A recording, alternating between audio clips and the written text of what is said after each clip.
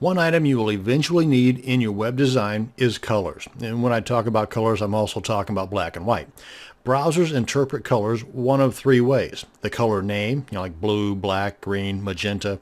The color's RGB code, and the R is red, G is green, B is blue, and by using a code called hexadecimal.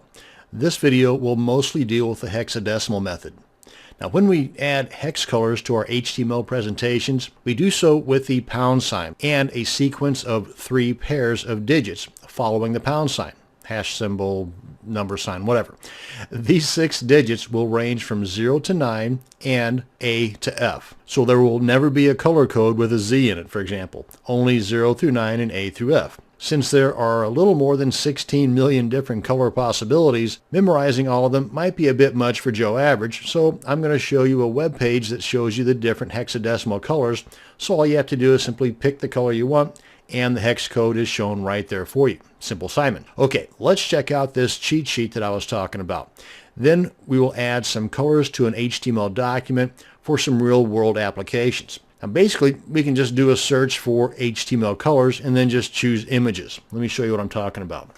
Go to our favorite search engine, and in my example here, it's Google. As you can see here, about 1.5 billion results. But at this point, if we just go to images, we've got a whole bunch of options here to work with. So just pick one that you like and stick with it. Let's go ahead and choose this first one here, for example. And we just click on the image there, and it brings up a list of all these colors with the hexadecimal code. And as you can see here, there's 6 digits on each one. And don't forget that whenever you put one of these color codes or hexadecimal codes into your HTML document, they must all begin with that hashtag or number sign or pound sign. Now, what I normally do is if I'm trying to match a color to an existing layout that I have, maybe a header image or some button that I'm wanting to match with, then I will use a color picker. And there's several to choose from. I'm using the Chrome browser, and if we come over to the Chrome Web Store, and that's at chrome.google.com/web store, then you can just do a search for ColorZilla. And like any other add-on or extension, be it for Firefox or for Chrome, then you just simply install that particular extension and you're good to go.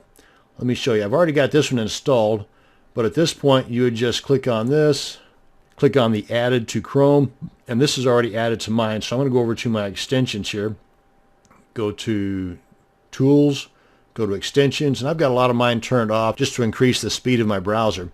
But right here is ColorZilla, and I just want to enable it. And you see it just puts it up right here. So now then, if I want to check out an exact color to one of my, say, buttons that I'm wanting to match or a header image, then I just click on the ColorZilla color picker.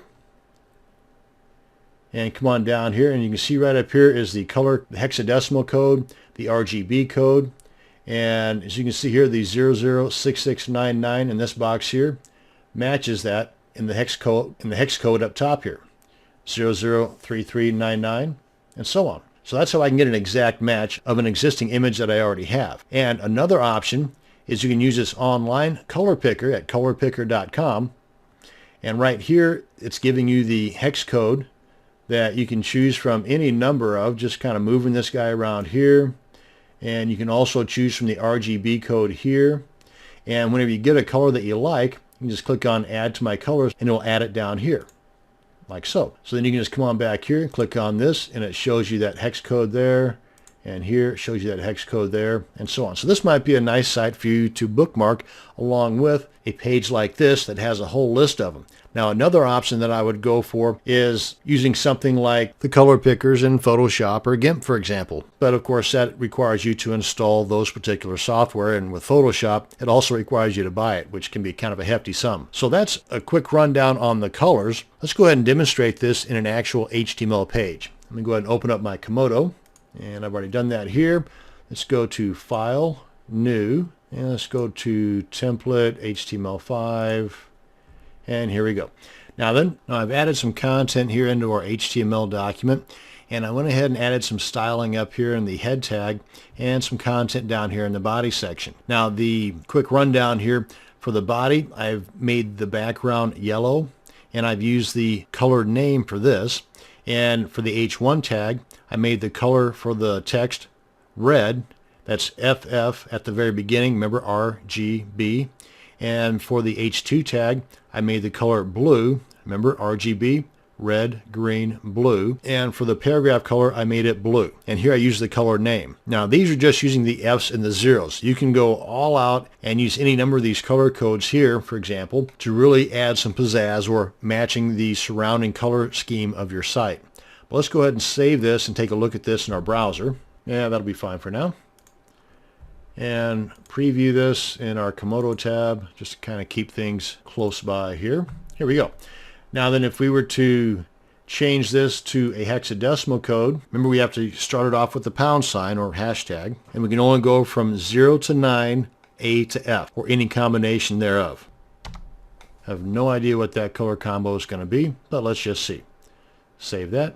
Okay, kind of a nasty blue. And if we were to go all F's, like so. But if we want to change this to this color of green, for example, for the H1 tag, 006600. Don't forget, we have to have the hashtag at the very beginning. Save.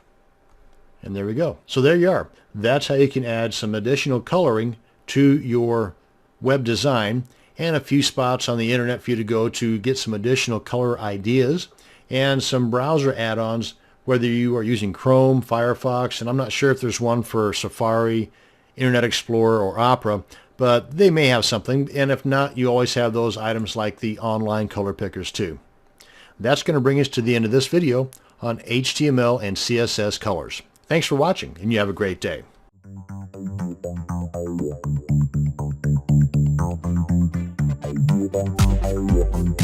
Thank you.